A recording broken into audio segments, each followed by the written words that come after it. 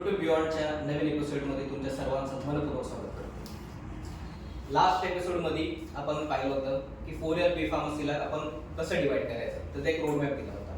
जर तुम्ही बघितलं नसेल तर लिंक मी डिस्क्रिप्शन बॉक्समध्ये देतो, की तुम्ही जाऊन बघू शकता. आता त्या व्हिडिओमध्ये मी एक कमिटमेंट केली होती की एक असे गेस्ट आपण बोलवणार आहात ज्यांनी तुमचं पुढचं डिसिजन आहे लाईफचं ते कसं घेतलं पाहिजे आणि तुमची स्वतःची डेव्हलपमेंट कशी केली पाहिजे ह्या विषयावरती चर्चा करण्यासाठी आपण एक गेस्ट बोलवणार आहे. आणि आज ती वेळ आलेली आहे, आज ती कमिटमेंट मी पूर्ण करतोय. सो आज आपल्यासोबत एक खूप महत्त्वाची गेस्ट आहे. थँक्यू सो मच गौरव सर, तुम्ही मला इथे इन्व्हाइट केल्याबद्दल. या पॉडकास्टमध्ये मी तुमचे पॉडकास्ट पाहत होतो. खूप सारे वेगवेगळ्या क्षेत्रातले मुलं तिथे येत होते, एक्सपर्ट्स तिथे येत होते आणि ते त्यांच्याबद्दल सांगत होते. तर त्यांना तुम्ही प्रॉपरली काही क्वेश्चन्स विचारले आणि त्यानुसार त्यांनी आन्सर्स दिले आणि मुलं त्यातून एज्युकेट होत आहेत, हे मला खूप छान वाटतं. कॉलेज गोईंग स्टुडंटसाठी वेगवेगळ्या क्षेत्रातली माहिती मिळणे हाच एक चांगला उपक्रम आहे आणि ते कॉलेज गोईंग स्टुडंटनी घेतली पाहिजे. आणि आज त्यासाठी मला सुद्धा तुम्ही इथे इन्व्हाइट केलेलं आहे, त्याबद्दल तुमचे खूप खूप धन्यवाद. Thank you sir for coming first of all. And सरांबद्दल जर इंट्रो दिलं तर द्यायचं झालं तर गेस्ट आपले त्यांचं नाव आहे तुषार सपकाळ. त्यांनी ॲक्च्युली इंजिनिअरिंग कंप्लीट केली शहाणा अँकर कॉलेजमधून, जी मुंबईमध्ये आहे. त्यासोबतच त्यांनी विविध मोठ्या कंपनीमध्ये इंटर्नशिप देखील केली आणि इंटर्नशिप केल्याच्या नंतर जसं प्रत्येकाच्या मनामध्ये विचार असतो की आपण जॉब केला पाहिजे की व्यवसाय केला पाहिजे, तो तसं त्यांच्या पण मनामध्ये आला तो आणि तिथं जन्म झाला आपला स्टार्टअप या नावाचा, आपला स्टार्टअप या प्लॅटफॉर्मचा. आता आपला स्टार्टअप ह्या माध्यमातून अनेक विद्यार्थ्यांना त्यांनी गाईड केलेलं आहे, त्यांचं भवितव्य स्वीकारलं आहे आणि त्यांना प्रॉपर गायडन्स देखील दिलेलं आहे. सो असे आहेत तुषार सर, त्यांच्याबद्दल थोडक्यात इंट्रो दिलेलं आहे मी. सो तुषार सर, मुव्हिंग फर्दर तुम्हाला एक क्वेश्चन विचारायचा असं आहे की नक्की जे स्टुडंट्स आहेत आजचे ते नक्की कशाच्या दडपणामध्ये असतात, म्हणजे की लाईफमध्ये त्यांच्या काय सिच्युएशन फेस करतात सध्या स्टुडंट पासआउट झालेले? प्रत्येक स्टुडंटबद्दल जर सांगायचं झालं तर प्रत्येक स्टुडंटच्या मनामध्ये एकच विचार चालू असतो की जी डिग्री मी शिकतो आहे ती डिग्री कंप्लीट झाल्यानंतर मला त्या क्षेत्रातील चांगला जॉब मिळेल की. प्रत्येक विद्यार्थ्यांच्या मनामध्ये तेच चालू असतं, कारण की जेव्हा ते एक्झाम देत असतील किंवा त्यांचा रिझल्ट लागतो तेव्हा ते घरी जातात किंवा हॉस्टेलवरून घरी जातात, घरच्यांच्या पण डोळ्यामध्ये त्यांना ते दिसतं की आता याचं 4 वर्ष कंप्लीट झाल्यानंतर त्याचं पुढचं भविष्य काय, बरोबर, तो स्वतःच्या पायावर उभं राहील की नाही किंवा ती स्वतःच्या पायावर उभं राहील की नाही, घरात थोडा सहारा बनेल की नाही, आणि त्या चिंतेमध्ये भरपूर सारे स्टुडंट असतात. मी भरपूर विद्यार्थ्यांना बघितलेलं आहे ॲक्च्युली. त्यांच्याकडे डिग्री असतात बट बोलायला त्यांच्याकडे शब्द नसतात. भरपूर मुलं असे असतात त्यांच्याकडे रिझ्यूम असतो स्ट्रॉंग बनवलेला बट कॉन्फिडन्स शून्य असतो. त्यांचे CGPA मार्क्स खूप जास्त असतात बट त्यांच्याकडे इंडस्ट्री स्किल्स खूप कमी असतात. सो अशा टायमाला नक्की त्यांनी काय केलं पाहिजे अशा विद्यार्थ्यांनी? बघा, मार्क्स हे करिअर ठरवत नाही. बरोबर, किती तुम्ही मार्क्स चांगले मिळवा, डिग्री कंप्लीट झाल्यानंतर जेव्हा आपण एखाद्या कंपनीमध्ये एका ऑर्गनायझेशनमध्ये आपलं करिअर स्टार्ट करतो तिथे फक्त मार्क्सशीट फक्त यासाठी की तो इंटरव्ह्यू क्रॉस करण्यासाठी. बरोबर, इंटरव्ह्यू क्रॉस त्याचा पहिला फेज जो आहे तो क्लिअर करण्यासाठी. जसा तो फर्स्ट फेज क्लिअर होतो त्यानंतर पुढे जे क्वेश्चन विचारले जातात ते पूर्णपणे तुमच्या स्किल्स बेस असतात, की तुम्ही आमच्या ऑर्गनायझेशनमध्ये आल्यानंतर पुढे आमच्या ऑर्गनायझेशनमध्ये काय मदत करू शकता, कोणते असे स्किल्स वापरून बिझनेसच्या ग्रोथचा पार्ट बनवू शकता. आणि ते जर विद्यार्थ्यांनी लक्षात घेतलं की माझ्याकडे कोणते असे स्किल्स आहेत की एखाद्या कंपनीमध्ये मी जातो तर त्या ग्रोथचा मी पार्ट बनवू शकतो, याच्यावर लक्ष दिलं तर बेटर होईल. मार्क्स हे कमी जास्त होत राहतात, ते आपल्या हातात फक्त प्रयत्न करणे आहे आणि 100% एक्झाम देणे आहे. सो याचा अर्थ असा की जसं की समजा आपण डिग्री करतोय कंप्लीट, तो 4 वर्षाची असते डिग्री किंवा 3 वर्षाची डिग्री असेल, तो त्यासोबतच आपण प्रत्येक इयरमध्ये काही ना काही स्किल्स अडॉप्ट केले पाहिजे, प्रत्येक नवीन स्किल शिकली पाहिजे जी इंडस्ट्रीला पॅरलल वर्क करशील किंवा मग जी इंडस्ट्रीला जाऊन तुम्हाला हेल्पफुल करणार आहे. बरोबर.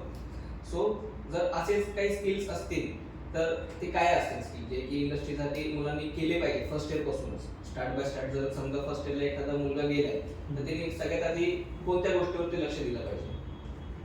बेसिकली स्किल्स जर लक्षात घेतलं तर भरपूर सारे स्किल्स आहेत, एका स्किल्सवर लक्ष देऊन उपयोग नाही.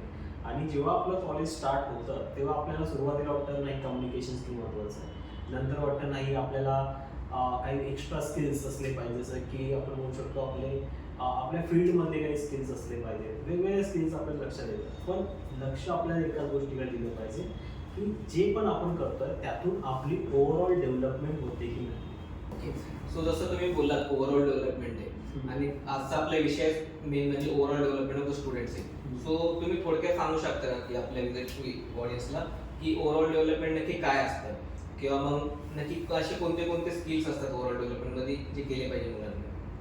ओके, आता बघा सध्या तर मी डिजिटल मार्केटिंग ट्रेनिंग ह्या क्षेत्रात असल्यामुळे खूप सारे विद्यार्थी मला भेटतात आणि प्रत्येक विद्यार्थ्यांची भेटल्यानंतर काही ना काही गोष्टी समजतात. जसं काही विद्यार्थी असतात अभ्यासामध्ये खूप हुशार असतात, पण त्यांना जेव्हा सांगितलं जातं की हा विषय तुम्हाला पुढे प्रेझेंट करायचा आहे, या विषयावर तुम्हाला बोलायचं आहे किंवा जे पण तुम्ही आता ह्या नोटबुकमध्ये लिहिलेलं आहे ते जरा एक्सप्लेन करा, तर उभं राहून बोलायचं म्हटल्यावर ते असे असतात की सर नाही जमणार सर. ओके, हे खूप वेळा होतं. बरोबर. किंवा ते थरथर कापतात किंवा बोलताना अटकतात, हे गोष्टी होतात. असे विद्यार्थी तुम्हाला पण भेटले असेल किंवा तुमच्या फ्रेंड सर्कलमध्ये असतील, नक्की. राईट. काही विद्यार्थी खूप बोलतात हो.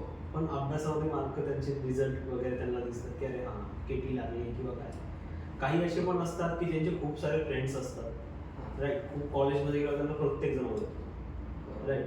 पण काही कॉलेज पासआउट झाल्यानंतर जेव्हा आपण बघतो तेव्हा त्यांची फायनान्शियल सिच्युएशन चांगली नसते, राईट. असे पण असतात ज्यांची फायनान्शियल सिच्युएशन कॉलेजला असताना चांगली असते. ओके, घरातून तेवढा पैसा मिळत असतो किंवा घरातून जसे पॉकेट मनी मिळत असतात, पण जेव्हा त्यांना स्वतःच्या पायावर उभं राहायची वेळ येते तेव्हा प्रॉब्लेम होतात.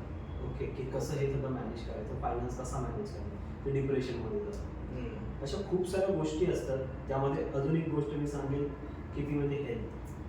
कित्येक विद्यार्थी अभ्यासामध्ये चांगले, स्पोर्ट्समध्ये चांगले आणि कधी कधी त्यांची हेल्थ नाही.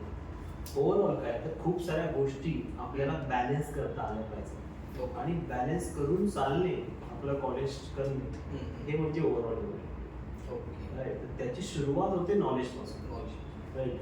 कारण की प्रत्येक विद्यार्थी युनिव्हर्सिटीमध्ये येतो त्याचं एकच कारण असतं की मला नॉलेज घ्यायचं आणि कोणत्या ना कोणत्या विषयामध्ये आपल्याला स्पेशलिस्ट व्हायचं. इंजिनियर विचार करतो इंजिनिअरिंगमध्ये मला चांगलं करायचं, फार्मसीचा विचार करतो किंवा फार्मसीमध्ये चांगलं करायचं, मेडिकल फील्डमध्ये जाईल, कोणी वेगवेगळ्या विषयात ITI मध्ये करायचं असेल तर ITI मध्ये चांगलं बनायचं. पण त्याच विषयाचं नॉलेज घेणं आणि त्याच विषयामध्ये 100/90 मार्क्स किंवा 100/90+ मार्क्स घेऊन येणे म्हणजे ओव्हरऑल डेव्हलपमेंट नाही. म्हणजे काय, त्या विषयातलं नॉलेज मिळालं. पण आता हे नॉलेज घेऊन मी जेव्हा डिग्री कंप्लीट होऊन माझ्या क्षेत्रामध्ये काम करायला सुरुवात करेल तेव्हा हे नॉलेज मी कसं ते अप्लाय करतो. माझ्याकडे आत्ता नॉलेज पुस्तकीच नॉलेज आहे का ते अप्लाय करायला पण मला शिकलो आणि त्यासाठी वेगवेगळे ऑप्शन शोधणे, त्यासाठी त्याच्यावर काम करता आले फर्स्ट इयर पासून लास्ट इयर पर्यंत म्हणजे आहे ओव्हरऑल डेव्हलपमेंटचं एक सुरुवातीचा पार्ट, तो म्हणजे नॉलेज. बरोबर सर, तुम्ही एकदम योग्य बोललात. कारण की आता मी पण फार्मा फील्डमधून आहे, तुम्ही इंजिनिअरिंग फील्डमध्ये, दोघांची फील्ड वेगळी असली तरी पण आपल्या फील्डमध्ये एक गोष्ट सगळ्यात महत्त्वाची ती म्हणजे की प्रॅक्टिकल, राईट. तुम्ही इलेक्ट्रॉनिक्समध्ये आणि त्यात पण प्रॅक्टिकल असणं खूप जास्त महत्त्वाचं आहे आणि मी पण फार्मास्युटिकल्समध्ये, त्यामुळे तिथं प्रॅक्टिकल हँड असणं खूप जास्त महत्त्वाचं आहे. आपण जर थेरोटिकल वाचतोय, थेरी वाचतोय फक्त बुक्स असो किंवा फक्त जे काय असेल एक्झाम पुरते वाचतोय, सो हे होतं काय की आपले कॉन्सेप्ट तरी क्लिअर होते, आपल्याला मार्क्स भेटतील, आपण पास होऊ. बट जेव्हा इंडस्ट्रीमध्ये जाऊ किंवा जेव्हा मार्केटमध्ये आपण येऊ तेव्हा ते अप्लाय कसं करायचं हे माहीत नाही. फॉर एक्झाम्पल समजा मी वेईंग बॅलन्स असतं फार्मास्युटिकल ज्यामध्ये आपल्याला वेईंग करायचं असते APIs आणि ड्रग्स. सो कॉलेजमध्ये असताना मी ते खूप जास्त टाळायचो. MG मध्ये असायचं ते, सो ते मला ॲक्च्युली अवघड जायचं खूप करायला. सो मी ते टाळायचं करायला, मित्रांना वगैरे सांगायचं की माझं वेईंग करून दे. सो आता हे निष्काळजीपणा केल्यामुळे झालं काय की जेव्हा मी इंटर्नशिपला गेलो बाहेर इंडस्ट्रीमध्ये, सो तेव्हा तिथं मलाच करणं होतं कारण की इंटर्नशिप मी करतोय. सो आणि मी जेव्हा MG मध्ये वेईंग करायला लागलो, सो मला ते खूप अवघड गेलं कारण की MG मध्ये वेईंग करणं खूप डेलिकेट राहतं. अच्छा. सो असे चुका करतात मुलं ॲक्च्युली. कॉलेज आहे तुमचा, तो प्लेइंग ग्राउंड आहे, तुम्ही तिथं खेळा म्हणजे पूर्णपणे एक्सप्लोर करा, तिथं फेल व्हा काही अडचण नाही, पण तिथं शिका. तुम्ही बाहेर जाताय जेव्हा मार्केटमध्ये येत आहे तेव्हा तुम्ही म्हणताल की मी हे गोष्ट शिकू, तर ते पॉसिबल होणार नाही. तिथं तुम्हाला 100% तुमचं दाखवणं ते जे नॉलेज तुम्ही शिकले ज्याच्यासाठी तुम्हाला हायर केलेलं आहे तर ते तुम्हाला अप्लाय करता आलंच पाहिजे. परफेक्ट. मलाही एक एक्झाम्पल आठवतं, जसं तुम्ही कॉलेजमध्ये ती गोष्ट इग्नोर केली राईट. प्रॅक्टिकलमध्ये एक विषय होता, छोटासा विषय असतो आपण इग्नोर करतो, जात नाही. किंवा कधी कधी असंही होतं की तो प्रॅक्टिकलचा लेक्चर म्हणजे की सकाळी सकाळी असतो हा. आणि सकाळी लवकर उठून जायचं आणि असं वाटतं की नको राहून द्यायचं, उपसलेली महत्वाची. आणि त्यामुळे कुठे कुठे ते लेक्चर्स आपण बंद करतो किंवा ते प्रॅक्टिकल्स आपण सोडून देतो. आता ह्याच्यामध्ये होतं काय, जेव्हा फायनल इयरला प्रोजेक्ट्स करायला आपण घेतो किंवा इंडस्ट्रीमध्ये जातो, तिथे तेच जर काम आलं तर आपली गडबड होते, जसे तुमची झाली. बरोबर. मलाही आठवत आहे एक फायनल इयर प्रोजेक्टसाठी मी काही स्टुडंटची मदत करत होतो आणि त्यामध्ये असे काही स्टुडंट होते की त्यांना फर्स्ट इयर सेकंड इयरमध्ये 9 पॉइंटरच्या वरती पॉइंटर होते. ओके. आणि ते एक प्रोजेक्ट घेऊन माझ्याकडे आले आणि प्रोजेक्टमध्ये त्यांना हेल्प पाहिजे होती की काही केलं त्यांनी. प्रोजेक्ट स्टार्ट केला तर कुठला कुठला डिव्हाइस त्यामध्ये बस्ट होत होता, फुटत होता, तो डॅमेज होत होता. ओके. तर हे डॅमेज डिव्हाइस काय होतं, कुठे ना कुठेतरी सप्लाय जास्त जातो. बरोबर. Okay. As a engineering student कुठे कुठेतरी व्होल्टेज जास्त, करंट जास्त फ्लो होत आहे, व्होल्टेज जास्त आहे, त्यामुळे प्रॉब्लेम होतो. मग त्याच विद्यार्थ्यांना मी सिम्पल एक क्वेश्चन विचारला की मला सांगा, सिम्पल फर्स्ट इयरची कॉन्सेप्ट आहे, स्टेप डाऊन ट्रान्सफॉर्मेशन काय करतो, ट्रान्सफॉर्मर काय करतो. ओके. स्टेप डाऊन ट्रान्सफॉर्मर काय करतो. त्यांनी धडाधड उत्तर दिली सगळे, सगळ्यांच्या तोंडपाठ. आणि मी त्यांना सांगितलं की इथे तुम्ही तो वापरलेला आहे, त्या सर्किटमध्ये तो आहे, पण मला सांगा तर इथे तुम्ही त्याचं स्टेप डाऊन ट्रान्सफॉर्मरचं करंट, व्होल्टेज या सगळ्या गोष्टी चेक केल्यात का. नाही सर. ओके. म्हणजे तोंडपाठ तर आहेत भरपूर गोष्टी, पण अप्लाय करताना ते चेकिंग नाही केलेलं की त्या करत प्रॉपर अप्लाय केले. आणि हे प्रॉब्लेम होतो. आपण आत्ताचा विचार करतो ही सेमिस्टर बेसिस सॉल्व्ह होईल, ह्या सेमिस्टरला पर्सेंटेज कशी येतील. तर नॉलेज म्हणजे फक्त एक्झाम पुरतं ते नॉलेज घ्याल तर ही सेमिस्टर किंवा कॉलेज पास होतं, पण त्याच्यामुळे जगात काय करायचं तिथे आपल्याला काय होणार नाही. त्यामुळे त्यासाठी त्याचं प्रॅक्टिकल इम्प्लिमेंटेशन पण मला येत आहे की नाही हे आपल्याला व्हेरीफाय केलं पाहिजे. ते पण मी सांगेन की त्यात मदत कोण करेल, आपल्या कॉलेजचे सिनियर आपल्याला मदत करू शकतो. आपण फर्स्ट इयरला आहे, काही कॉन्सेप्ट क्लिअर होत नाही, थर्ड इयरच्या फोर्थ इयरच्या विद्यार्थ्यांना आपण विचारू शकतो, आपल्या क्लास टीचरला विचारू शकतो, आपले जे काही HODs असेल त्यांच्याशी पण जाऊ शकतो. विचार अभ्यासाबद्दलचं कोणत्याही प्रॅक्टिकलचं क्वेश्चन घेतल्यावर ते काही नाही राईट. आणि चांगली गोष्ट आहे की आता खूप सारे प्लॅटफॉर्म पण अवेलेबल आहेत, यूट्यूब सारखे, ChatGPT सारखे, तर त्याच्यावर पण आपल्याला त्याचे आन्सर मिळतील. पण ते नॉलेज फक्त मी अभ्यासासाठी घेतलं आणि ही सेमिस्टर सॉल्व्ह केली तर त्याचा काही उपयोग नाही. त्याचा मला इंडस्ट्रीमध्ये कसा उपयोग होईल ह्याच्यावर लक्ष देणे खूप गरजेचं. बरोबर सर. आता जेव्हा पण मुलगा स्टार्ट करतोय सेमिस्टर किंवा मग सिलेबस स्टार्ट करतोय, सो माझ्या मते एक इंडेक्स असतो आपल्या ह्याच्यामध्ये की आपल्या करिक्युलममध्ये आपण हे गोष्ट शिकणार आहे. सो माझ्या मते ते मुलांनी नक्की वाचलं पाहिजे. करिक्युलम असतो आपला की आपण हे गोष्ट शिकणार आहे, हे गोष्ट शिकणार आहे, आणि ते वाचल्याच्या नंतर त्यांनी रिसर्च केला पाहिजे की हे सगळे लिस्ट आउट केलेले जे गोष्ट आहेत आपल्याला आपण शिकणार आहे करिक्युलममध्ये, ते आपल्याला इंडस्ट्रीमध्ये कामी येणार आहेत का, कुठे कुठे कामी येणार आहेत नक्की. हे होणार काय त्यांना की आयडेंटिफाय करू शकतात ते एक्झॅक्टली की समजा फार्मास्युटिकलमध्ये समजा ते वेईंगचंच झालं किंवा मग वेईंग कॅल्क्युलेशन झाले, व्हॉल्यूम टू मास असे काही कॅल्क्युलेशन असते. सो ते जर इंडेक्समध्ये असलं तो समजा ते विचारू शकतात कोणाला ॲट द फर्स्ट स्टेजला, त्यांना माहीत नसतं समजा की हे आपल्याला कुठं कामी येऊ शकतं किंवा खरंच कामी येईल का, लाईफमध्ये खरंच गरज पडेल का. सो त्या टायमाला ते सिनियरला विचारू शकतात, ॲल्युमिनियरला विचारू शकतात की हे गोष्ट जे आपण ही कॉन्सेप्ट शिकतोय ही नक्की इंडस्ट्रीमध्ये कुठं कामी येईल, कुठे कामी. आणि जर त्यांनी ते कोरिलेट केलं थेरॉटिकल आणि इंडस्ट्रियल की इंडस्ट्रीमध्ये अशा अशा ठिकाणी काम होते किंवा टॅबलेट पंचिंग मशीन असो किंवा मग कोटिंग मशीन असो की अशा अशा पद्धतीने काम करते, सो त्यांना ते नॉलेज घेणं खूप जास्त इझी पण पडेल आणि त्याला इंटरेस्टिंग पण वाटेल मला असं वाटतं. आणि डेफिनेटली सिनियर्स पण आपला पॉडकास्ट जर ऐकत असतील तर त्यांनी पण एक गोष्ट लक्षात दिली पाहिजे की आपल्याला आपले ज्युनियर्स जर काही विचारत आहेत तर आपल्याला तिथे हेल्प केली पाहिजे. मी भरपूर वेळा पाहतो, मलाही आठवते माझे दिवस कॉलेजचे, जेव्हा मी डिप्लोमाला असताना खूप साऱ्या सिनियर्सला विचारायचो काही, तर ते हेल्प करणे कमी आणि जास्त बोलायचे हा सब्जेक्ट डिफिकल्ट आहे, तुला केटी लागू शकते आणि मॅथ्स तर निघतच नाही असं होतं. आणि तशा सिनियर पासून सगळ्यांनी लांब राहायचं. बरोबर. असे सिनियर काही कामाचे जे भीती दाखवतात राईट, तर तिथे राहायचं आपल्याला की जिथून काहीतरी हेल्प मिळेल, गाईड करतील. ओके. आणि सिनियर्सने पण लक्ष द्यायला पाहिजे की आपण पण एक टाइमला ज्युनियर होतो, म्हणजे आपल्याला कोणी हेल्प नाही केली, पण जे ज्युनियर्स आपल्याला भेटतात त्यांना आपण काहीतरी गाईड करू शकतो. ओके, आणि कमी टाईममध्ये त्यांना कसं जास्तीत जास्त गाईड करता आणि सपोर्ट करता येईल त्याच्याकडे लक्ष देणं खूप जास्त गरजेचं आहे. बरोबर सर. सो हा आपल्या ओव्हरऑल डेव्हलपमेंटचा फर्स्ट पार्ट झाला नॉलेज. सो नॉलेजवरती जर मुलांनी लक्ष दिलं प्रॉपर पद्धतीने सो त्यांचं एक सॅटिस्फाईड होऊ शकतं. आता ह्याच्यानंतर सर पुढं काय? नॉलेजमध्ये जसं मी ह्यामध्ये काही 2 पॉईंट अजून ॲड करेन. पहिली गोष्ट म्हणजे जे इंडस्ट्री लेवल नॉलेज कॉलेजमध्ये कसे मिळेल किंवा प्रॅक्टिकल इम्प्लिमेंटेशन. दुसरं इम्पॉर्टंट यामध्ये येतं की जे नॉलेज मी घेतलेलं आहे त्या कॉन्सेप्ट माझ्या क्लिअर आहेत की नाही. खूप सारे विद्यार्थी असे असतात जे ग्रामीण विभागातून त्यांचं शिक्षण झालेलं असतं. माझंही शिक्षण एक गावातल्या जिल्हा परिषद शाळेमध्ये झालं. नंतर 6th स्टँडर्डमध्ये मी मुंबईत आलो. पण त्याच्या आधी बेसिक भरपूर गोष्टी क्लिअर असल्यामुळे कुठे ना कुठे ते सब्जेक्ट जे इंजिनिअरिंगचे होते किंवा फार्मसीचे जे सब्जेक्ट असतात ते सब्जेक्ट इंग्लिशमध्ये असल्यामुळे कुठे ना कुठे कन्सेप्ट समजायला कॉन्सेप्ट समजून घ्यायला वेळ लागतो. त्यावेळेला लाजायचं नाही आहे. तीच कॉन्सेप्ट आपल्याला ChatGPT असेल, गुगल असेल, आपल्याला ट्रान्सलेट करून मराठीमध्ये समजून घ्यायची. जेवढं आपल्या लँग्वेजमध्ये आपण ते समजून घेणार तेवढं चांगलं. मलाही आठवतं आहे जेव्हा मला इलेक्ट्रॉनिकचे बेसिक कॉन्सेप्ट क्लिअर होत होत्या, बाकीचे विद्यार्थी 5 पानं कंप्लीट करायचे वाचून, मला 1 पान लागायचं तेवढ्याच टायमिंगमध्ये, कारण की हळूहळू इंग्लिश वाचायचं ते समजायचं. आणि त्यावेळेला एवढे इंटरनेटच्या फॅसिलिटीज एवढ्या नव्हत्या जेव्हा मी पासआउट झालो. त्यामुळे मी काय केलं होतं की मी गुगलवर गेलो होते. सायबर कॅफे असायचे.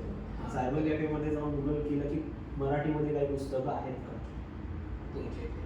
माझ्या सब्जेक्टमध्ये माझ्या फील्डमध्ये मराठी काही पुस्तकं आहेत. आणि तेव्हा मला कळलं कोल्हापूरमध्ये एक टीचर आहे ते मराठीमध्ये पुस्तकं लिहितात. त्यांचा नंबर घेऊन त्यांना कॉन्टॅक्ट मी केला आणि त्यांचं मराठीमधलं बुक्स मी कुरिअरने मागवून घेतलं. ओके, आणि ते मराठीमध्ये मी पहिलं वाचून काढलं. मला मराठीमध्ये वाचल्यावर माझे सगळे कॉन्सेप्ट क्लिअर झाले. आणि तेच जेव्हा मी इंग्लिशमध्ये वाचायला माझे रेग्युलर सेमिस्टरचे बुक्स घेतले, माझ्या सगळ्या कॉन्सेप्ट क्लिअर होते. आणि त्याचा फायदा मला असा झाला जेव्हा लास्ट इयरला फर्स्ट इयरचा कधी किंवा सेकंड इयरचा काही क्वेश्चन आला आणि टीचरने विचारलं की माझा हात वरती असायचा की मला माहिती आहे, किंवा पेपरच्या टायमिंगला भीती नाही वाटायची. मला माहिती असायचं की ही कॉन्सेप्ट कुठे ना कुठे ह्याचीच थिअरी कुठेतरी कनेक्टेड असेल आणि त्याचंच ॲडव्हान्स गोष्टी सांगितलेल्या असतील. त्यामुळे जे ग्रामीण विभागातले विद्यार्थी आहेत त्यांनी सगळ्यात आधी तर लक्ष दिलं पाहिजे की आपले जे समजा इंग्लिशचा प्रॉब्लेम येत असेल तर सगळ्यात आधी आपल्याला त्याच गोष्टी मराठीमध्ये आपल्या लँग्वेजमध्ये कुठे अवेलेबल होत आहेत का तिथे लक्ष देऊन आपण त्या मराठीमध्ये कॉन्सेप्ट समजून घ्यायच्या. त्या एकदा आपण प्रॉपरली समजून घेतल्या की नंतर आपण जेव्हा सेमिस्टरचे बुक्स वाचतो तेव्हा आपल्याला अभ्यास करण्यामध्ये इझी होऊन जाईल. सो तुम्ही सगळे बघू शकता की सरांच्या वेळेस किती स्ट्रगल होतं. ॲक्च्युली इंटरनेटची एवढी ॲक्सेसिबिलिटी नव्हती. सो सर सायबरमध्ये जायचे अँड म्हणजे एवढं ॲक्सेसिबिलिटी नव्हती. आज आपल्याकडे एका टचमध्ये ChatGPT आहे, जेमिनी आहे, यूट्यूब अवेलेबल आहे, नेटवर्क आहे आपल्याकडे, एवढं सगळं एक खूप सारे सुविधा आहेत. तर त्याचा गैरवापर करण्यापेक्षा त्याचा चांगला वापर करा आणि कुठंतरी तुमचं स्वतःचं नॉलेज वाढवा. ठीक आहे. बाकी यामध्ये मी अजून नॉलेजमध्ये एक गोष्ट सांगेन की 2-3 एक्स्ट्रा नॉलेज पण आपल्याला ठेवले पाहिजे. ओके, जसं आपणही दोघे डिजिटल मार्केटिंग शिकण्यासाठी एका संस्थेमध्ये शिकत होतो, राईट. आणि आज मला छान पण वाटतंय की मीही त्या क्षेत्रात काम करतोय आणि त्याचबरोबर तुम्ही त्या क्षेत्रात काम करताय आणि त्याचबरोबर हा एक पॉडकास्टचा एक चॅनल सुरू केलेला आहे. म्हणजे ज्या गोष्टी आपण शिकलो त्याच गोष्टी आज युटिलाइज सुद्धा करतो आपण, राईट. आणि ते बघून पण छान वाटतं. म्हणजे मेन काय आजच्या काळात डिजिटल मार्केटिंग झालं, आर्टिफिशियल इंटेलिजन्स झालं, इंग्लिश स्पीकिंग झालं, असे काही गोष्टी आहेत जे एक्सटर्नल नॉलेज आहे जे आपल्याला गरजेचं आहे. आणि ते कॉलेजबरोबर किंवा जी सुट्टी मिळतात जेव्हा सेमिस्टर एंड होते, सुट्टीचा टाईम येतो, अशा टायमिंगमध्ये ह्या गोष्टी आपल्याला शिकल्या पाहिजे. जर आपण अपडेट नाही राहिलो तर आपण खूप मागे पडू. त्यामुळे ह्या अपडेटेड गोष्टी शिकणे सुद्धा गरजेचे आहे. बरोबर सर. टायमानुसार आपल्याला अपडेट करावंच लागेल. बरोबर. सो नेक्स्ट पॉईंटकडे आपण जाऊया सर की ओव्हरऑल डेव्हलपमेंटचा आणखी नेक्स्ट काय आहे? ओव्हरऑल डेव्हलपमेंटमध्ये नेक्स्ट पॉईंट येतो जो महत्त्वाचा आहे तो आहे सॉफ्ट स्किल्स. ओके.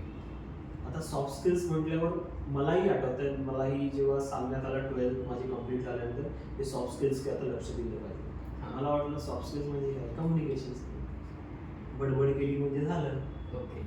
मला नव्हतं सॉफ्ट स्किल्स म्हणजे त्यामध्ये कॉन्फिडन्स सुद्धा येतो, त्यामध्ये पर्सनॅलिटी डेव्हलपमेंट येतं, त्यामध्ये प्रेझेंटेशन स्किल येतं, पब्लिक स्पीकिंग येते, टीम मॅनेजमेंट येतं, टाईम मॅनेजमेंट येतं. एवढ्या सगळ्या गोष्टी त्यामध्ये असतात. भरपूर सारे पॉईंट्स त्यामध्ये असतात. पण आपल्याला काय वाटतं सॉफ्ट स्किल्स म्हणजे बोलताना बोलतात. आणि मित्रांमध्ये बोलल्यामुळे आपल्याला असं वाटतं की हा मी मित्रांमध्ये गप्पा मारतोय ना म्हणजे माझे सॉफ्ट स्किल्स चांगले बरोबर. किंवा मित्रांना काही जोक सांगितले राईट किंवा काय झालं होतं ते आम्ही इकडे गेलो होतो असं झालं तसं झालं आपल्याला वाटतं आपले सॉफ्ट स्किल्स चांगले हां. माझ्यासोबतही तेच झालं मलाही वाटलं मित्रांमध्ये गप्पा मारतोय माझे सॉफ्ट स्किल्स चांगले आहेत. चांगले. मी चांगलं बोलतोय आणि ज्या वेळेला आम्ही एक प्रोजेक्ट डिझाईन केला होता मला आठवतं एक फर्स्ट इयरपासून छोटे छोटे प्रोजेक्ट्स आपल्याला येतात आणि तो प्रोजेक्ट जेव्हा एक्सप्लेन करायला पुढं होता हां.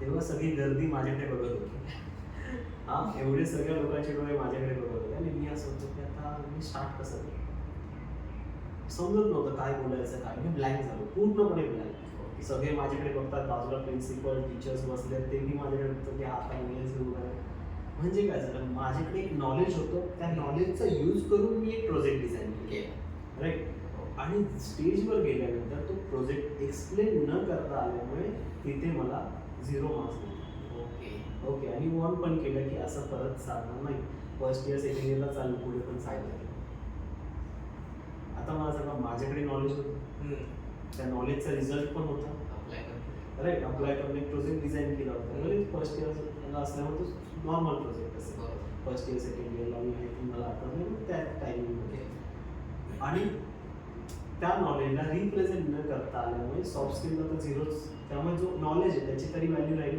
नाही. नाही आणि अशा प्रसंग तुमच्या पण लाईफमध्ये आले असतील चालेल. राईट की असे भरपूर प्रत्येक जण कुठे ना कुठेतरी विचारले की हा असं माझ्यासोबत झालं त्यामुळे सॉफ्ट स्किल्स खूप गरजेचं असतं. खूप गरजेचं आहे. ऍक्च्युली फर्स्ट इयरमध्ये पण असताना आमच्या कामामध्ये एक सब्जेक्ट असतो तो म्हणजे की कम्युनिकेशन स्किलचा. आता कम्युनिकेशन स्किलमध्ये काय करतात भरपूर मुलं की फक्त वाचतात. कम्युनिकेशनमध्ये पण थेरी दिलेली की भरपूर कॉन्सेप्ट दिले त्यामध्ये तर ते त्याचं फक्त एक्झाम देतात 20-25 मार्क्स आहे कसं आहे कसं नाही. पण एक दिवशी आमचे टीचर एक दिवशी असंच जस्ट बोलली की आपला सब्जेक्ट आहे कम्युनिकेशनचा सो आपण एक काय करू एक प्रॅक्टिकल करू याच्यामध्ये. सो आता ते बोलली काय प्रॅक्टिकल करायचं त्यांनी एक टास्क दिला सगळ्यांना तुम्हाला 5-5 मिनिटं बोलायचं आहे स्टेजवरती. सो आता सगळे तयार झाले आणि मी जस्ट फर्स्ट इयरला होतो. सो फर्स्ट इयर चालू असल्यामुळे सगळ्यांनी तयारी केली वेगवेगळी आणि मी पण तयारी केली.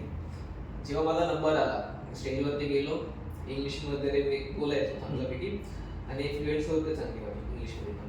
सो जेव्हा मी स्टेजवरती गेलो एक टॉपिक मी निवडला होता आणि जेव्हा बोलायला चालू केले 2 शब्द बोललो आणि वर बघायला लागलो आणि मला नंतरून जमलंच नाही बोलायला काय बोलायचं काय काहीच सुचत नव्हतं मला मी पूर्णपणे ब्लँक झालो होतो आणि जस्ट टीचर बोलली की जाऊ शकतो.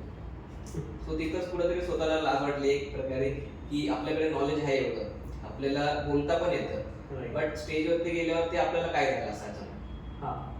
सो तिथे एक मला पण वाटलं की आपण कुठेतरी स्किल्स कमी पडली प्रेझेंटेशन जी आपल्याकडे स्किल्स आहे जी सांगण्याची कला आहे ती आपल्याकडे कमी पडली कुठेतरी त्याच्यामुळे माझं पण एक प्रकारे नॉलेज कुठेतरी लपलं गेलं असं दिसलं असं. आणि सगळ्यात गंमत येते जे कॉलेज वायवाज असतात त्याला करेक्ट कॉलेज वायवाज मध्ये आपल्याला सॉफ्ट स्किल किती महत्वाचं आहे ते जास्त कळतं. मलाही आठवतं वायवाज जेव्हा कॉलेजचे चालू होते आणि त्यावेळेला एक एक्सटर्नल टीचर आले आणि त्यांनी माझ्याशी बोलायला चालू केलं आम्ही 3 जण मुलं बसलो होतो.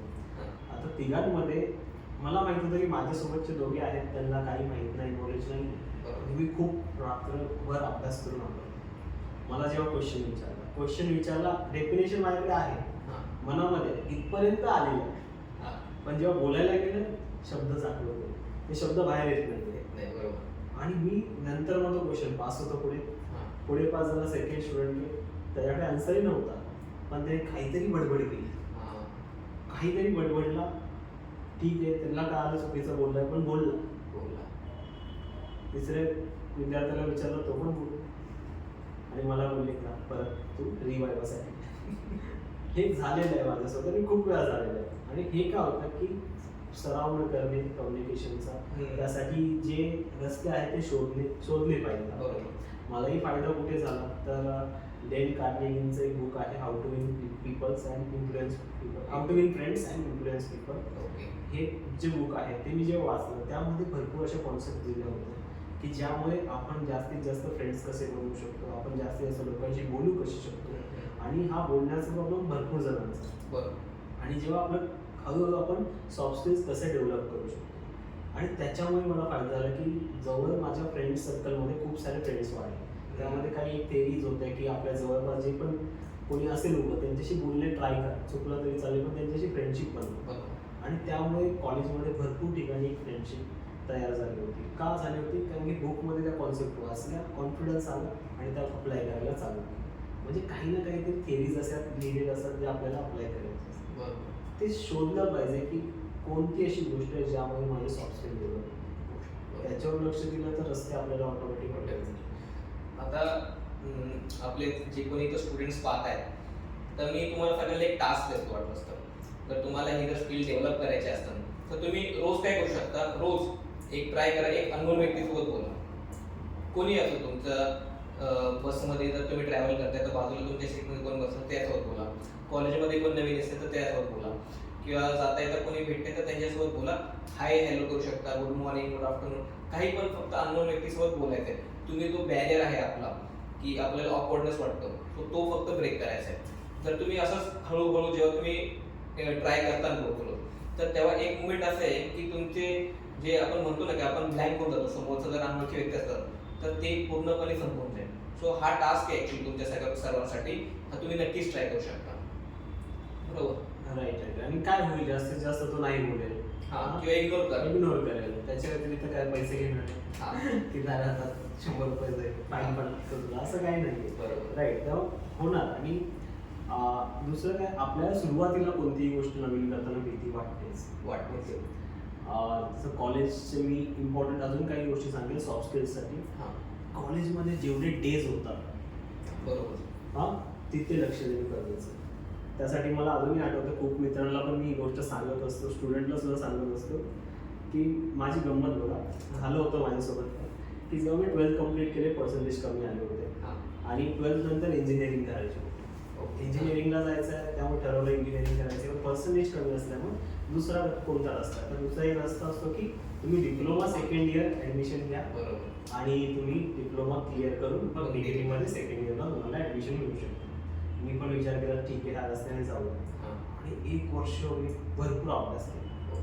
आता त्यामध्ये कॉलेजचे डेज होत होते, कॉलेजमध्ये गणपती आगमन होतं, मी बोललं नाही जायचं. ओके, गरबा आला नाही जायचं. कॉलेजचे डेज, फेस्टिवल आले, म्युझिक फेस्टिवल असेल, खूप सारे डान्स फेस्टिवल असतील, स्पोर्ट्स आले, स्पोर्ट्समध्ये पण मी गेलो होतो. मी फक्त अभ्यास अभ्यास अभ्यास, बाकी काहीच नाही करायचं. एक्स्ट्रा कुठल्या याच्यामध्ये पार्टिसिपेट नाही. काय रिझल्ट आला असता? पास तर तुम्ही झाला असता. 7 KT. अरे बापरे. किती? 7 KT. ओके. आता भरपूर लोकांना असं वाटेल, कारण हे काय होतं की आपण फक्त अभ्यास करत राहिलो ना ते पूर्णपणे तिथे फोकस नसतो. मनामध्ये चालू असतं हे करायला पाहिजे, इकडे करायला पाहिजे. होतं काय की कॉलेजमध्ये खूप सारे विद्यार्थी असतात जे माझ्यासारखे असतील, त्यांनी फक्त आजही अभ्यास करत असतील, फक्त अभ्यास करा, अभ्यास करणे हे नाही, पण जे आपल्याला अवेलेबिलिटीज भेटत आहेत, ज्या ॲक्टिव्हिटीज आपल्या कॉलेजमध्ये होतात, मग गणपती फेस्टिवल असेल, गरबा फेस्टिवल असेल, किंवा स्पोर्ट्स डे असतील, किंवा कॉलेज डेज असतील, कोणता इव्हेंट प्रमोट करायचं असेल, काय कॉलेजचे ट्रिप असतील, इंडस्ट्रियल व्हिजिट असतील, प्रत्येक ह्याच्यामध्ये पार्टिसिपेट करायचं. बरोबर.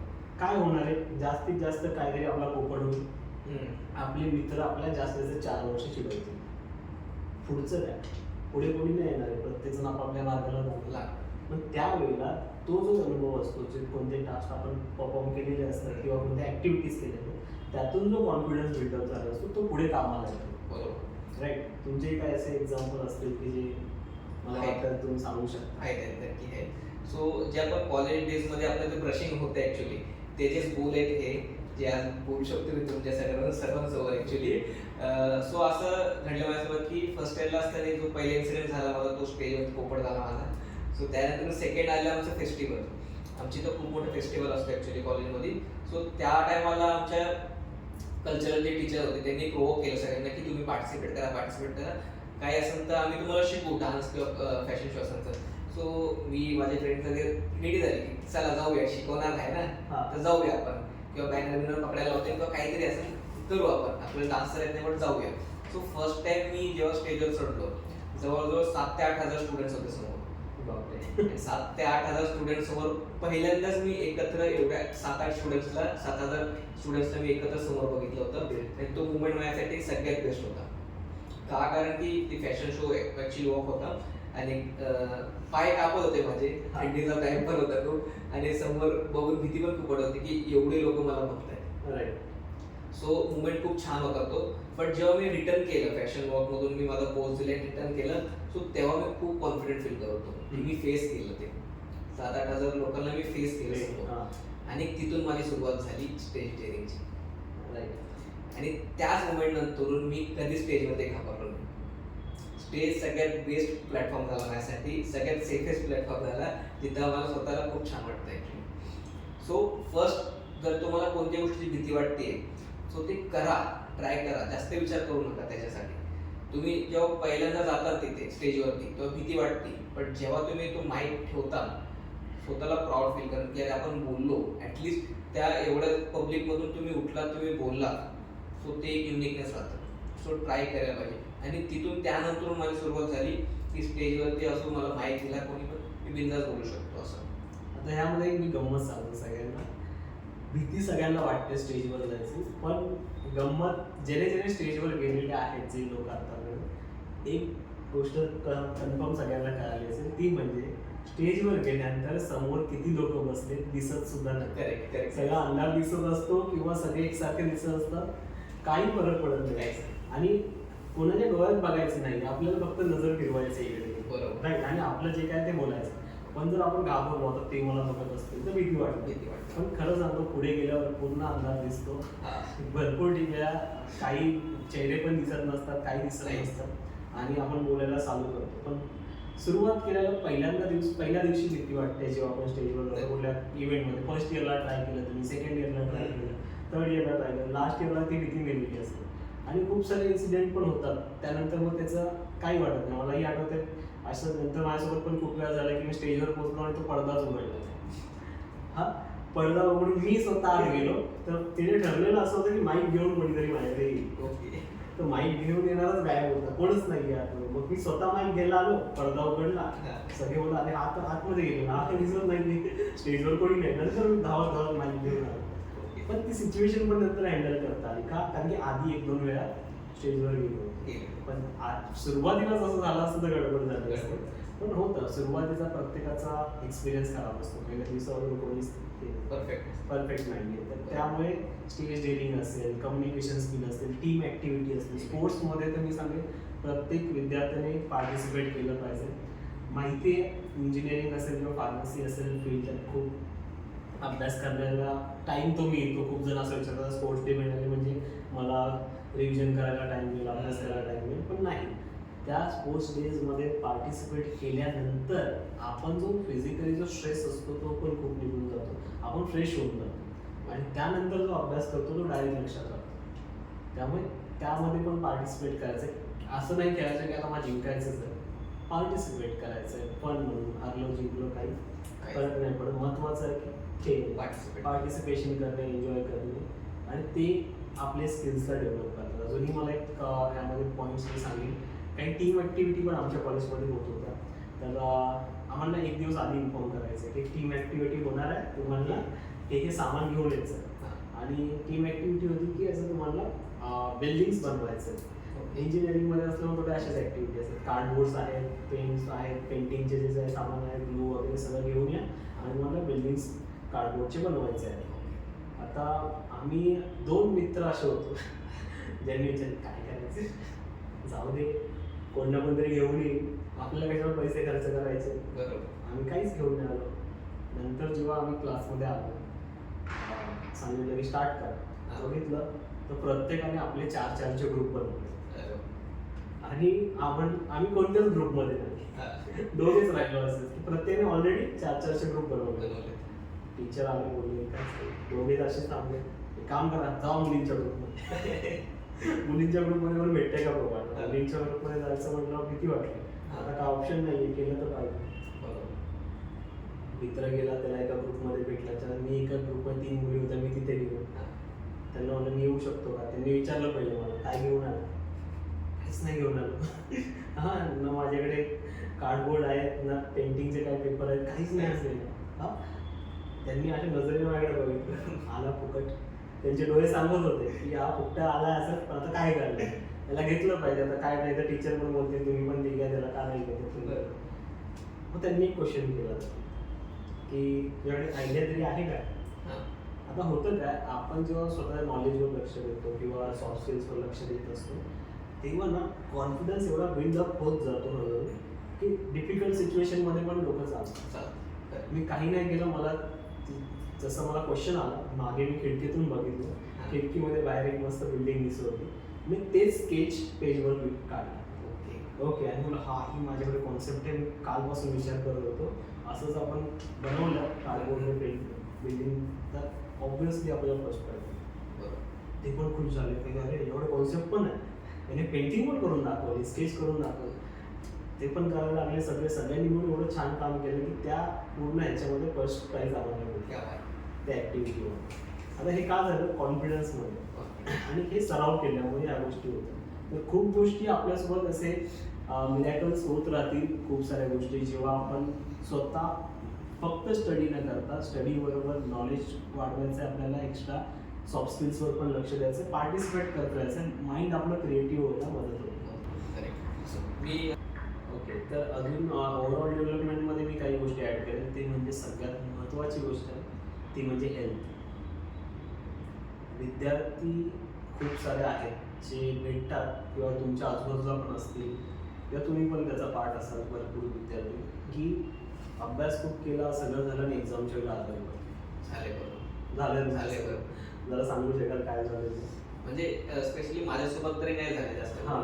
बट फ्रेंड सर्कलमध्ये जसं की मी हॉस्टेलला राहत होतो, सो त्यावेळेस मुलं काय करायचे, पेपर्स किंवा एक्झाम्स यायचे आपले सेमेस्टर, सो तेव्हा मुलं काय करायचे की रात्रीचे जागायचे, संध्याकाळी झोपायचे.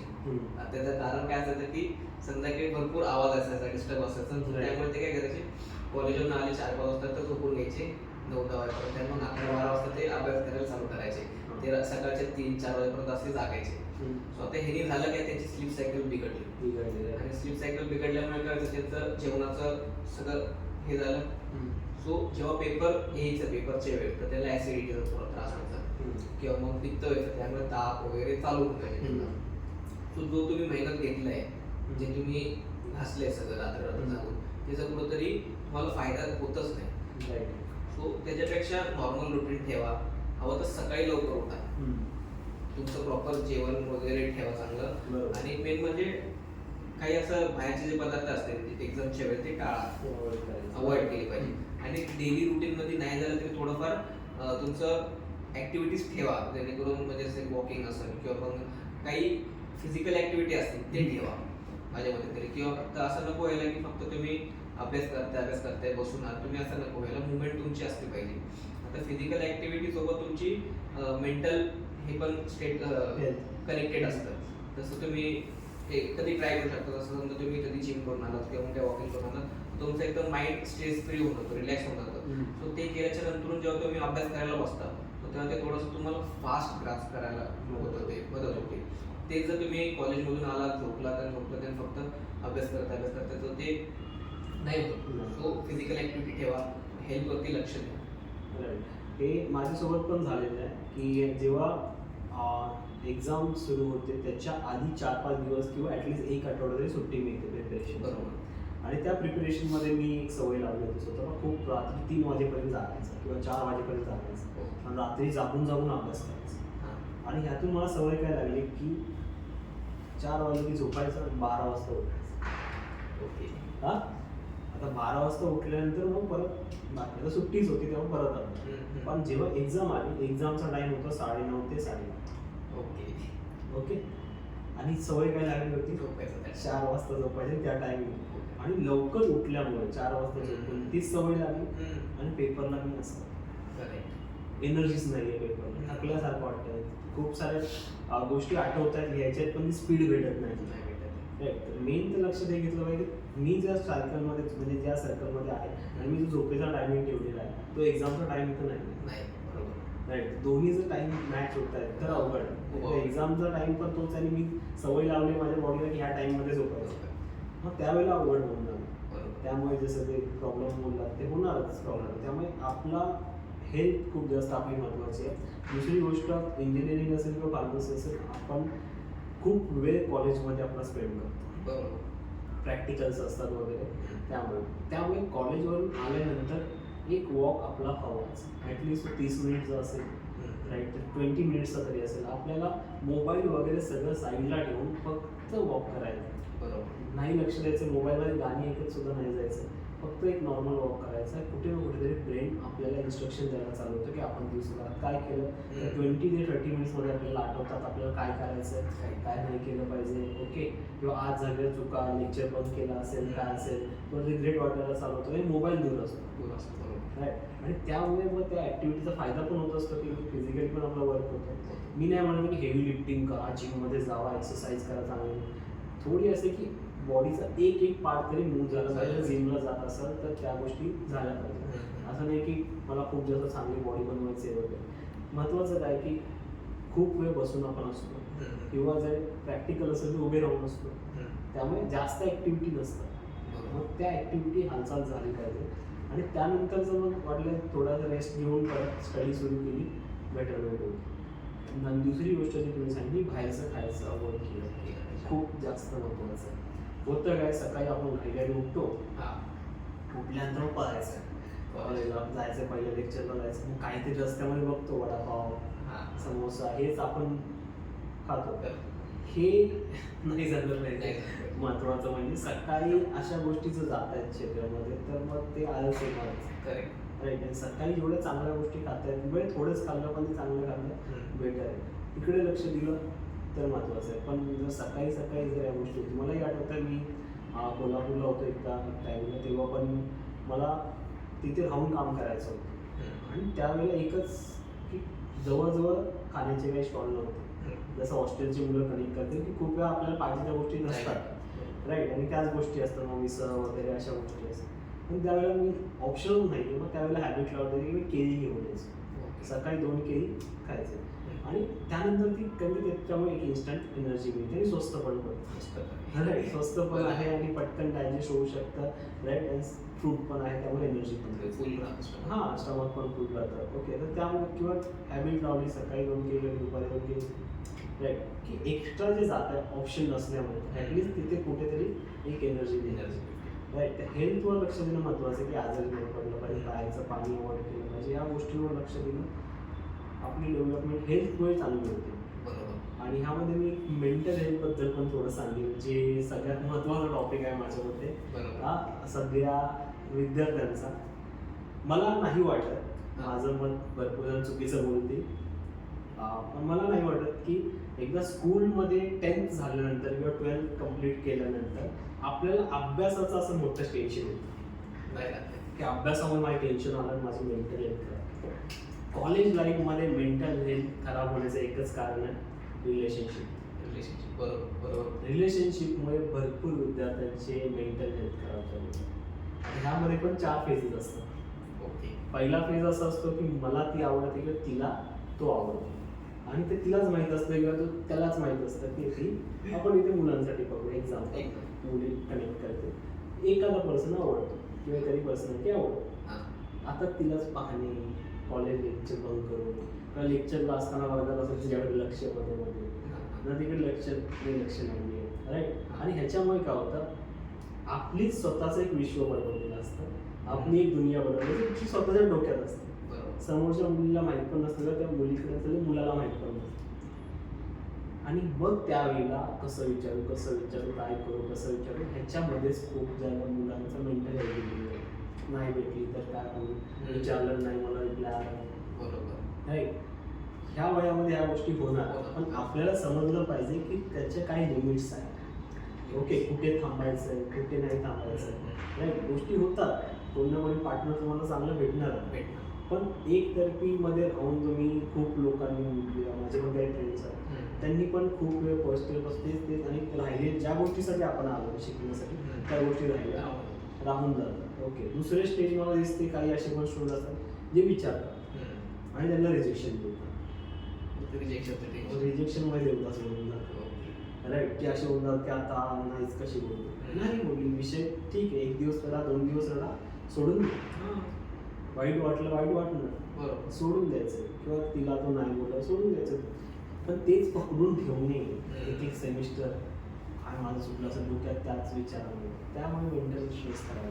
बरोबर. थर्ड स्टेज अशी असते की ठीक आहे, विचारलं, हा बोललो, कॅफेमध्ये भेटले, हा बोलले गार्डनमध्ये, ज्यासाठी दोघे आले मग ते शिक्षण घेण्यासाठी, ते करून जर तुम्ही थोडासा टाइम स्पेंड करसाल ठीक आहे, पण ते राहिलं बाजूला आणि आपण दोघे एकमेकाला टाइम देतो कॉलेज लाईफमध्ये असतो, मग कुठे ना कुठेतरी मग ते रिझल्टवर परिणाम होतो, स्टडीवर परिणाम होतो आणि ते रिलेशन टिकत नाही. त्यामुळे असा त्या फेजला पोचला असा की एक रिलेशन चांगलं बिल्डअप झालं तर आपण एकमेकांना जास्त टाइम न देतो, थोडा टाइम देऊन पण स्टडीवर जास्त टाइम, म्हणजे कॉलेज नंतर 5 मिनिटं भेटतं बस झालं, ओके आता स्टडीवर फोकस, राईट.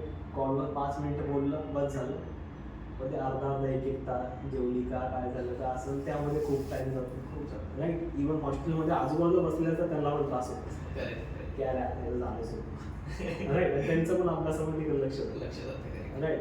थोडक्यात ठेवायचं आहे. चौथी पेज असते की काही दिवस चालला आणि नंतर ब्रेकअप झाला, ओके. आणि मग त्यानंतर मग जे काही लोक सगळे त्या ट्रॉमामध्ये जातात, त्या ह्याच्यामध्ये डिप्रेशनमध्ये जातात की त्यांना दुसरे काय दिसतच नाही, मुलगा असेल किंवा मुलगी असेल सेम, अरे थोडक्यात ठेवायचं. नाही झालं ठीक आहे, काहीतरी बेटर आपल्यासाठी बनलं असेल, त्यामुळे आपण 1-2 दिवस त्यासाठी घेतले आणि नंतर मूव ऑन होऊन फोकस केलं. पण त्यातच राहिलोय, मग काहीतरी व्यसन लावून घेतले स्वतःला, काय घेतलं सारखा तोच का मला नाही म्हणजे कळालं ना का नाही म्हणजे असेल. 1-2-3 रिझन असतात. पहिलं तर एज्युकेशनचं असतं की खूप हुशार आहे किंवा तो खूप हुशार आहे, आपण तेवढं नाही, मग अभ्यासावर लक्ष दिलं पाहिजे. पर्सनॅलिटी डेव्हलपमेंट नाही तर त्याच्यावर केली पाहिजे. फायनान्शियल प्रॉब्लेम होईल नाही तर फायनान्सवर लक्ष दिलं पाहिजे, त्याला इम्प्रूव्हमेंट करा. हेल्थ नसेल तर हेल्थवर जे काही गोष्टीमुळे रिजेक्शन आलेलं आहे त्याच्यावर लक्ष दिलं तर गोष्टी होतात बेटर. पण तिथे किती टाइम द्यायचा हे मुलांना कळत नाही. आणि त्यानंतर मग मेंटल हेल्थ बिघडतं, आणि मेंटल हेल्थ बिघडल्यानंतर मग पूर्ण जे आपण करिअरसाठी ज्यासाठी आलो ते बिघडत होतं. बरोबर, ओके. तर अनुभव असतीलच काही आहेत तसे चांगलेच. हॉस्टेलमध्ये राहत होतो मी ऍक्च्युली. सो हॉस्टेलमध्ये असतंच, जसं तुम्ही एक पॉईंट सांगितलं होता की ते कॉलवरती बोलतात पण त्याच्यावर दुसऱ्याला डिस्टर्ब होत असतं. सो तसं प्रत्येक रूममध्ये कोण ना कोणी होतं ऍक्च्युली. सकाळी कायला कॉल यायचे, सकाळी 6 वाजता 5 वाजता चालू व्हायचे, त्याच्यामुळे खूप वेळ मोड व्हायची, दुसऱ्याची झोप व्हायची. कारण की आता माहित नाही की कोण रात्रभर जागते किंवा कोण अभ्यास करत असेल किंवा आता जर झोपला असेल, बट त्याचा कॉलमुळे तो दुसरा डिस्टर्ब होतोय किंवा मग रात्रभर तो व्यक्ती जागतोय आणि तो फोनवरती बोलतोय आणि समोरचा व्यक्ती अभ्यास करतोय, सो ते डिस्ट्रॅक्ट करणं. सो असे काही गोष्टी घडलेल्या आहेत. किंवा मग असं पण काही वेळेला घडलंय की बिच केलं समजा एखाद्या मुलीने, तर त्याच्यामुळे स्वतःचं मेंटल हेल्थ खूप जास्त डिस्टर्ब होते. काही वेळेला असं पण प्रसंग घडलेला आहे की काही मुलांना आपण काय फिजिओथेरपी किंवा मग ह्याची पण गरज पडलेली. बापरे, हे जे आपलं कन्सल्टंटची गरज पडलेली की त्याला बाहेर यायची, कारण की इतके इन्व्हॉल्व होतात काही मुलं. सो जेणेकरून हुशार मुलं आहेत, असं काही नाही की ॲव्हरेज हुशार मुलं आहेत तरी सुद्धा त्यांनी त्यांचा ट्रॅक चेंज केला किंवा मग बरकटले असे पूर्ण. सो जसं तुम्ही बोलले ते आपण लक्ष दिलं पाहिजे, आपण लिमिट्स ठेवले पाहिजे प्रॉपर पद्धतीने, जेणेकरून स्वतःचं ज्या कामासाठी आलोय आपण ते केलं पाहिजे. तुम्ही पार्टनर पाहिजे तुम्हाला, ठीक आहे, तुमचं जर स्वतःचं ग्रोथ होते प्रॉपर त्या पार्टनरमुळे किंवा मग स्वतःचं सगळं काही चांगलं राहतं, तुम्ही पण ग्रो करा, तिला पण ग्रो करा, तर तुमचं फ्युचर असं चांगलं तर मग वेल सेटल होऊ शकते असं काही. तर त्या व्यक्तीमुळे तुम्हाला त्रास होते तर मग ते मला वाटतं की ते हेल्दी रिलेशन आहे. राईट. तर ह्या गोष्टी मला तेच म्हणायचं होतं की लिमिट्स आपल्याला कळायला पाहिजे, कुठे थांबायचं आहे कुठे नाही, किती वेळ दिला पाहिजे किती नाही. ओके, गोष्टी खराब नाही आहेत त्या वयामध्ये त्या गोष्टी होणार, पण त्याचे लिमिट्स माहीत असतील तर आपली ग्रोथ चांगलीच होणार. राईट. आणि मला हे नाही वाटत की स्टडीज असं कोणाला टेन्शन असेल की अभ्यास, कारण की 10th पर्यंत आपण खूप प्रेशर घेतलेला असतो किंवा 12th पर्यंत, त्यामुळे अभ्यासाला कसं मॅनेज करायचं त्याचा स्ट्रेस याचं गणित आपल्याला सॉल्व्ह झालेलं असतं, आपल्याला माहिती असतं या गोष्टी कशा मॅनेज करायचं. आणि शेवटचा मुद्दा मी लास्ट इथे सांगेन तो म्हणजे फायनान्स. ओके, मग ते कॉलेज हॉस्टेल स्टुडंट असतील किंवा कॉलेज गोईंग स्टुडंट असतील, घरातून प्रत्येकाला एक पॉकेट मनी मिळत असतो किंवा कुठे ना कुठे तरी काही असे पण विद्यार्थी असतात जे पार्ट टाइम जॉब करतात आणि त्यातून ते त्यांचं फायनान्स मॅनेज करतात. पण होतं काय की खूप वेळा कुठे ट्रिपला जाणे, कुठे फिरायला जाणे अशा गोष्टी प्लॅन होतात आणि खूप सारा पैसा वेस्ट होतो. कॉलेज डेज परत येणार नाही येणार, बरोबर, एन्जॉय करा, पण फायनान्स आपली कॅपॅबिलिटी आहे की नाही हे आपल्याला समजलं पाहिजे. जसं उदाहरण मी ह्याला मॅनेजमेंटसाठी एक गोष्ट इथे सांगेन की मॅनेज करताना तो असं केला पाहिजे की 100 रुपीज आपल्याला भेटत आहे, ओके, 50 रुपये आपण खर्च केले, ओके, खर्च करतो डेलीच्या वरती, पण जे बाकीचे 30 आणि 20 राहिले त्याचे एक 2 पार्ट बनवले, 30चा एक पार्ट बनवला, 20चा एक पार्ट.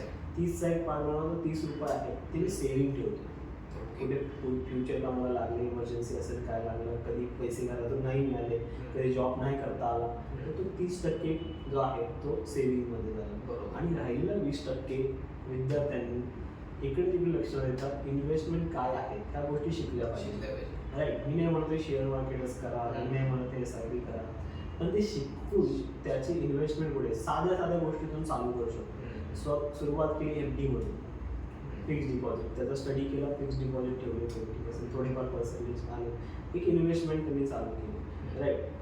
खूप लोकांना बघतो ते खूपच इन्व्हॉल्व्ह होऊन जातं शेअर मार्केटमध्ये, त्याच्यामध्ये त्याचा अभ्यास करावा लागतो. ती गोष्ट खराब नाही आहे, चांगलीच आहे, पण त्याच्यात अभ्यास नाही आहे, एक्सपिरियन्स नाही आहे, तर त्याच्यामध्ये जाऊ नये किंवा एखादा गायडन्स शोधावा आणि त्याच्या थ्रू आपण त्याच्यामध्ये गेलो पाहिजे.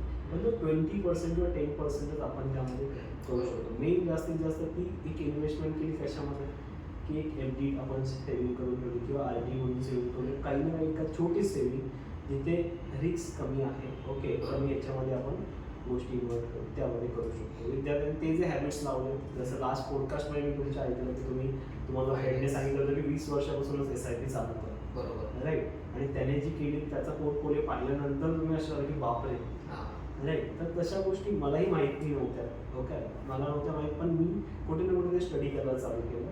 मला त्यावेळेला नाही सेव्हिंग करता आली, पण आता मी स्टुडंटला सांगेन की त्यांच्याकडे जो फायनान्स येतो घरातून असेल किंवा पार्ट टाइम जॉबमधून असेल, त्याला डिवाईड करायची, 50%च खर्च करायचा, बाकी इमर्जन्सीसाठी सेव्हिंग करून ठेवायचा, 30% आम्ही राहिलेला इन्व्हेस्टमेंट करू शकतो, पण त्याचा अभ्यास करून जायचा. आणि इन्व्हेस्टमेंट इन द सेन्स आपण फक्त असं नाही की स्टॉक्स आणि त्याच्यामध्ये इन्व्हेस्टमेंट केली पाहिजे, स्वतःवरती पण इन्व्हेस्ट केली पाहिजे. कधी जसे की कोर्सेस करतोय आपण, काही पेड कोर्सेस असतात, खूप छान कोर्सेस असतात, ते केले पाहिजे. NPTELचे कोर्सेस असतात, गव्हर्नमेंटचे कोर्सेस आहेत, ते सुद्धा केले पाहिजे. किंवा मग काही बुक्स घेतले पाहिजे, किंवा मग काही कोचेस असतात त्यांचे, जर तुम्ही लाईव्ह कोचेस असतात त्यांचे काही तुम्ही सेशन अटेंड केले तर खूप छान असतात. काही वेबिनार्स असतात ते अटेंड केले पाहिजे. म्हणजे स्वतःवरती जे 20% आपण जे काढले ते स्वतःवरती पण काही वेळेस खर्च केलेच पाहिजे ऍक्च्युली, जेणेकरून तुमची स्वतःची ग्रूमिंग होऊ शकते प्रॉपर पद्धतीने. आणि आपल्याकडे टाइम असतो संडेला, आणि ते मोस्टली संडेला वगैरे असतात, सो संडेला वगैरे तुम्ही करू शकता कोर्स अवेलेबल. इंग्लिश स्पीकिंग असेल, तुम्हाला भरपूर वेळा आपल्याला जमत नाही फ्लुएन्सी प्रॉपर, सो आयलेटचे वगैरे काही कोर्स असतात, किंवा मग ज्याला बाहेर जायचे असेल टोफेल वगैरेचे काही कोर्सेस असतात, सो तुम्ही तुमची प्रोफिशियन्सी वाढू शकता. सो असे काही कोर्सेस तुम्ही करा, इन्व्हेस्ट करा त्याच्यामध्ये पण वाटलं तर. डेफिनेटली मी तुमच्या या पॉईंटशी संमत आहे की मला ही गोष्ट कळली, ही गोष्ट फक्त इन्व्हेस्टमेंट नाही की स्वतःवर पण इन्व्हेस्ट करा, राईट. जे कोर्सेस असतील, बुक्स असतील आपल्या क्षेत्रातले, त्याच्यावर जरी पैसा खर्च केला तो आपल्याला रिटर्न्सच देणार आहे, ओके. ती एक स्वतःवर इन्व्हेस्टमेंट केलेली आहे, स्वतःच्या ब्रेनवर इन्व्हेस्टमेंट केलेली आहे, आणि ते कुठे ना कुठे रिटर्न्स चांगले देणार आहे, राईट. सो आता हे आपण फायनान्शियल कसं मॅनेज करायचं हे आपण बघितलं. तर बट समजा एखादा स्टुडंट आहे, त्याला जर फायनान्स क्रिएट करायचा असेल समजा फर्स्ट इयर मध्ये पार्ट टाइम किंवा मग कसं तरी, तर मग त्यासाठी काही टिप्स काय कसं किंवा मग करू शकतो का? ओके. त्याचा स्टडी हॅम्पर नाही झाला पाहिजे, पण काय असे मार्ग आहेत का त्यासाठी? ओके. पहिले जेव्हा मार्क होते ते फक्त असू दे की तुम्ही कुठेतरी पार्ट टाइम जॉब करा, बरोबर. कॉलेज नंतरचा जो वेळ मिळतो त्यानंतर पार्ट टाइममध्ये कुठे काम करा, मुलं मिळेल ते काम करायचे. प्रत्येकाच्या सिच्युएशननुसार प्रत्येकजण 3 तास 4 तास कुठे काम मिळेल तिथे करत होते. पण आत्ता डिजिटल क्रांतीमुळे भरपूर सारे अपॉर्च्युनिटीज आलेल्या आहेत, आणि त्यातलं सगळ्यात चांगलं प्लॅटफॉर्म म्हणजे सोशल मीडिया. ओके, तुम्हाला आवड आहे, तुमच्याकडे कोणती पॅशन आहे, त्याला तिथे प्रमोट करायला चालू करू शकता. कॉन्टेंट क्रिएशनमध्ये काम करायला चालू करू शकता. नॉर्मल आपल्या डेलीची लाईफस्टाईल जरी आपण कॉन्टेंट क्रिएशनवर टाकली तरी आपण फायदा, त्याचा बेनिफिट्स होऊ शकतो. यूट्यूब चॅनल्स आपण सुरू केले, त्याच्यातून फायदा होऊ शकतो. रील्स बनवायला चालू केले, त्याच्यातून फायदा होऊ शकतो. ओके, फक्त काही ना काहीतरी व्हॅल्यू प्रोव्हाइड करत राहायचं, तिथून बेनिफिट्स होऊ शकतात. दुसरं महत्त्वाचं म्हणजे की आपण क्लासेसमध्ये ट्राय करू शकतो. जे क्लासेस असतात, ट्युशन क्लासेस असतात, तिथे पार्ट टाईममध्ये काही इन्कम सोर्स चांगले जनरेट होतो. आणि खूप वेळा असं होतं की आपल्याला काही सब्जेक्ट आवडत असतात, फर्स्ट इयरला असतात, सेकंड इयरला असतात, बट भरपूर जणांचे ग्रामीण विद्यार्थी जे असतात ग्रामीण असतात, मी पण तिथून आलो आहे, तर मला माहिती आहे की आमचे मॅथ्स खूप चांगलं असतं, मॅथ्समध्ये हुशार असतात, बाकी सब्जेक्टमध्ये तर मॅथ्समध्ये खूप हुशार असतात. मग त्याच्या रिलेटेड कुठे क्लासेस असतील तर ते ट्राय केले, तिथे कुठे शिकवायला चान्स भेटला तिथे आपण ट्राय केलं. त्यातून काय होणार आहे, पैसे जरी कमी मिळाले पण कुठे ना कुठे ते कम्युनिकेशन स्किल वाढतात. ओके, कुठे ना कुठेतरी आपला स्पीकिंग स्किल्स वाढतात, पब्लिक स्पीकिंग वाढते, कॉन्फिडन्स वाढतो, राईट. आणि दोन्ही गोष्टी मॅनेज केल्यामुळे टाईम मॅनेजमेंट पण आपलं इम्प्रूव्ह व्हायला मदत होते. त्यामुळे मी तर सध्यासाठी एवढं सांगेन की सोशल मीडियाचा वापर करा, स्वतःच्या पॅशनवर ते प्रमोट करा. आणि दुसरं महत्त्वाचं म्हणजे जर एखादे कोचिंग क्लासेस किंवा इन्स्टिट्यूट असतील तिथे जर आपले एखादे स्किल्स शिकवायचा चान्स मिळतं ते करू शकता. आणि तिसरा एक पॉईंट सांगतो की खूप सारे असे इव्हेंट्स होतात तिथे व्हॉलेंटिअरिंगचं काम करू शकतो आपण. ओके, व्हॉलेंटिअर म्हणून आपण तिथे जाऊ शकतो, तिथे आपण काम चांगलं करू शकतो. किंवा काही अशा संस्था पण असतील जिथे NGOs असतील तिथे पण आपण असं वर्क करायला जाऊ शकतो. सो जर समजा तसंच जर कोणाला फिटनेसमध्ये इंटरेस्ट असेल तर ते जिममध्ये जाऊ शकतात, ट्रेनर म्हणून, डायटिशियन म्हणून, न्यूट्रिशन्स म्हणून असं करू शकतात. किंवा मग जर समजा तुम्हाला आणखी काही वेगवेगळे फील्ड आहे त्यांचे जर म्युझिकमध्ये आवड असेल म्युझिकमध्ये मध्ये आपण करू शकतो असं. सो असे ओव्हरऑल तुम्ही जनरेट करू शकता. बट असं नाही की तुम्ही हेच करा, तुमचं एज आहे आता शिकायचं तर मग तुमचं कॉलेज देखील संपवा, डिग्री कम्प्लीट करा प्रॉपर. हे जर तुम्हाला वाटतंय की आपण फायनान्शियल पद्धतीने केलं पाहिजे सो ते त्या पद्धतीने करा. लास्ट आपण मी एवढंच सांगेन, ओव्हरऑल डेव्हलपमेंट तेव्हाच होते काही महत्त्वाचे पिलर्स आपण बॅलन्स केले. ओके, सगळ्यात पहिलं आपण घेतलं नॉलेजला आपल्याला प्रॉपर लक्ष द्यायचं की आपण जे शिकतोय ते परफेक्ट शिकायचं आणि त्याचबरोबर एक्स्ट्रा कोणतं नॉलेज आपल्याला मिळतं, जसं डिजिटल मार्केटिंग झालं, इंग्लिश स्पीकिंग झालं, अशा गोष्टींवर आपण लक्ष दिलं. त्यानंतर सॉफ्ट स्किल्स आपण म्हटले, फक्त बोलणं म्हणजे सॉफ्ट स्किल नाही, त्याचबरोबर आपलं कम्युनिकेशन स्किल बरोबर confidence, time management, okay, multitasking, teamwork, leadership skills, या गोष्टींवर पण लक्ष दिलं पाहिजे. पर्सनॅलिटी डेव्हलपमेंट झालं, पब्लिक स्पीकिंग झालं, प्रेझेंटेशन स्किल, ह्या सगळ्यांचं एक सॉफ्ट स्किल्स होतं, त्याच्यावर लक्ष द्यायचं. कॉलेजच्या इव्हेंट्समध्ये आपल्याला पार्टिसिपेट करायचं आणि ह्या गोष्टी होतात तर नेम फेममध्ये रिस्पेक्ट वाढायला मदत होते. रिस्पेक्ट वाढायसाठी फक्त आपल्याला मदत करत राहिले पाहिजे. आपले आजूबाजूला फ्रेंड्स असतील कोण असतील त्यांची मदत करा, ऑटोमॅटिकली कुठं ना कुठं तुमच्याकडे रिस्पेक्ट वाढतो. आणि सेकंड क्लास म्हणजे हेल्थ प्रत्येकाने, एक फिजिकल हेल्थ आणि मेंटल हेल्थ. 20 to 30 मिनिट्सचा वॉक हवाच आपल्याला कॉलेज एजमध्ये. आपले सगळे अवयव थोडेतरी मूव झाले पाहिजे, कारण की ज्या प्रकारे आपण शिकतोय त्यानुसार आपल्याला खूप वेळा एकाच ठिकाणी आपल्याला काम करावं लागतं. आणि कॉलेजमध्ये जरी 9 तास जातात किंवा 8 तास जातात किंवा जॉबला गेल्यानंतर तिथे पण एकाच ठिकाणी आपल्याला काम करायचं, त्यामध्ये सवय आपल्याला हवी. आणि मेंटल हेल्थसाठी सांगेल, रिलेशनशिपमध्ये किती जायचं किती नाही जायचं याचे लिमिट्स आपल्याला माहीत पाहिजे, कुठे थांबायचं कुठे नाही थांबायचं, हे सगळ्या गोष्टी आपल्याला कळल्या पाहिजेत की कसं त्या गोष्टी मॅनेज करू शकतो. आणि लास्ट महत्त्वाचं फायनान्स. ओके, खूप घरातून पैसे मिळतात म्हणून त्याचा पण वापर नाही करायचा आहे. मिळालेला पैसा डिवाइड करून वापरायचा आहे, स्वतःच्या इन्व्हेस्टमेंट स्वतःवर पण करायची आहे किंवा कुठे छोटे छोटे FDs पण करू शकतात, कोर्सेस करू शकतात, राईट. काही इमर्जन्सीसाठी फंड पाहिजे आणि काही आपल्याला 50% तो वापरायचा. ह्या जर गोष्टी पहिल्या दिवसापासून ठीक होणार नाही किंवा मला कळालं, आजही मी सुद्धा या गोष्टी मॅनेज करायचा प्रयत्नच करत असतो, बरोबर. त्यामुळे आपल्याला प्रयत्न करायचे की कशा गोष्टी बॅलन्स होईल. बॅलन्सिंग झालं तर गोष्टी जेवढ्या सहज आणि सोप्या होतील. आणि ज्या प्रकारे जे गोल आपण ठरवलेले आहेत की इथपर्यंत मला पोचायचं आहे, ते आरामात आपण तिथपर्यंत पोहोचू शकतो. ओके, बाकी अप्लाय करा आणि फीडबॅक तुमचे कमेंट्समध्ये पण कळवा, काय चेंजेस दिसत आहेत किंवा काही इम्प्रूव्हमेंट आपल्याला दिसत असतील, होत असतील तर मी सांगू शकतो. ओके, सो जर समरी द्यायची झाली आजच्या पूर्ण ओव्हरऑल डेव्हलपमेंटची, सो ती अशी आहे की फर्स्ट तुम्ही नॉलेज आहे आपलं, ठीक आहे, बरोबर. सेकंड सॉफ्ट स्किल आहे, थर्ड नेमफेम आहे, फोर्थ हेल्थ आहे आणि फिफ्थ फायनान्स किंवा मनी आहे. ह्या 5 गोष्टी आहेत ओव्हरऑल डेव्हलपमेंटची.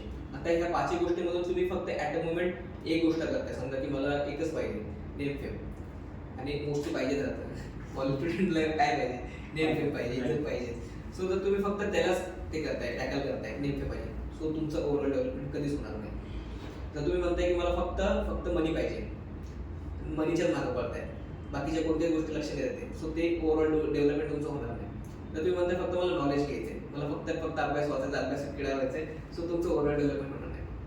तर तुम्ही फक्त सॉफ्ट स्किलवर काम करताय, फक्त बाहेरच फिरताय किंवा बाहेरच्याच ऍक्टिव्हिटी करताय, नॉलेज घेत नाही कोणत्या गोष्टीचं किंवा अभ्यास करत तुमचं ओव्हरऑल डेव्हलपमेंट ते नाही.